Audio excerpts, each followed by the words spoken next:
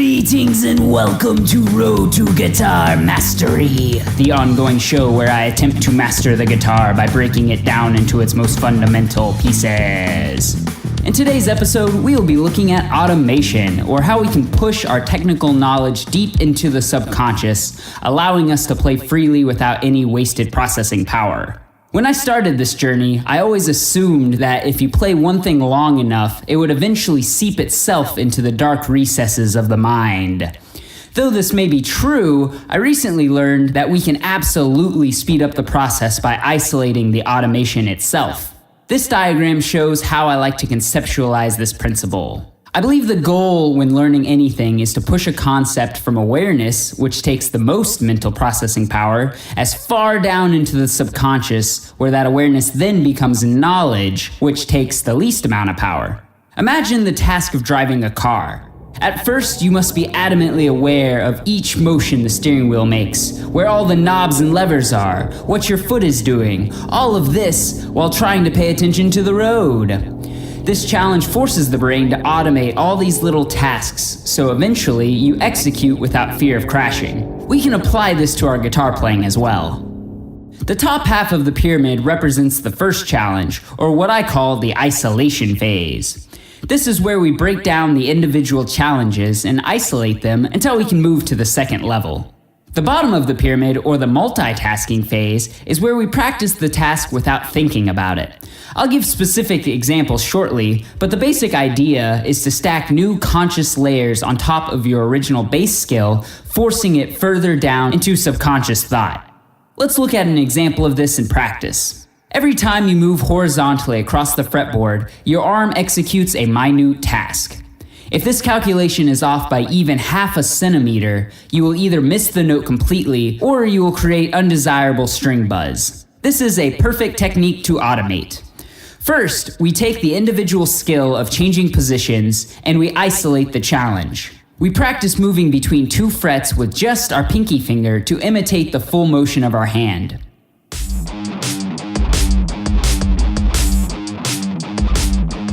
It's important to work everything backwards as well.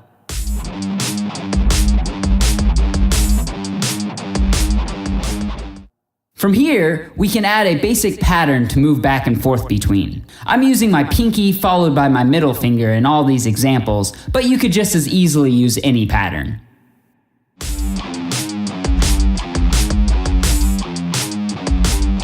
Now we want to practice moving the shape up 2 notes and back down.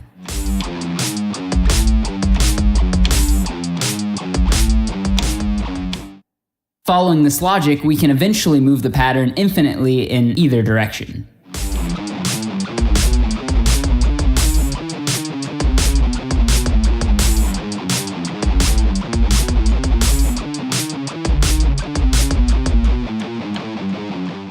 At this point, we have gained awareness of the individual distances between frets, so we can now push that awareness down by incorporating a new element. New elements can be anything that takes your focus off the original skill. My first natural multitasking element was daydreaming.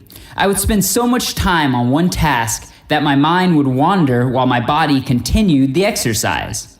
This, by the way, is also a good test for determining if you are ready to move forward in the multitasking phase. If you mess up the second you lose focus, then continue the isolation phase. Another possible element you could add is counting, where you articulate which beat you are on while you continue playing the exercise. The last and probably most effective new element I will present today is using polyrhythms. From personal experience, this will force information into your subconscious faster than anything I've tried so far, so let's take a closer look. Here is the same exercise from earlier, with the addition of accents that create a 2-against-3 polyrhythm. This means that the original exercise is in 2-note groups, while we accent every 3 notes.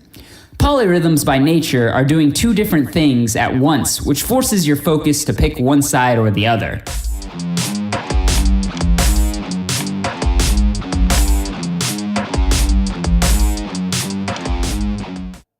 After this becomes comfortable, we can then try to verbalize the different counts of the polyrhythm. 1, 2, 3, 1, 2, 3, 1, 2, 3, 4. From here, we can take the same approach from earlier to move the pattern up and down the neck while maintaining the 3-note accents.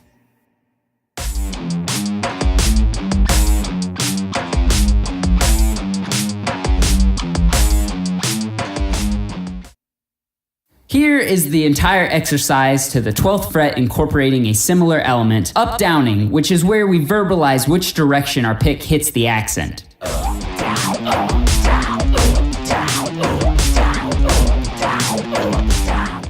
Remember, we are trying to complete the task with as little thought or as much distraction as possible. Now that we have stacked polyrhythms, counting, and up-downing, the bass challenge of horizontal fret distances is packed deeper into the subconscious level.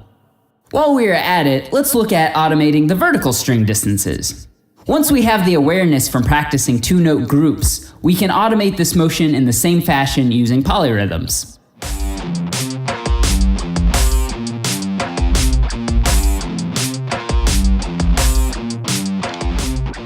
We then can practice moving higher until we are free to move anywhere.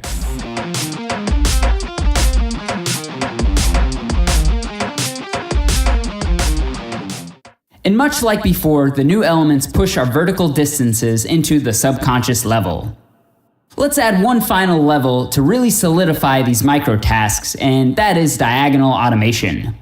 This exercise can be broken down just like we did with the horizontal and vertical challenges until we can move freely any direction diagonally.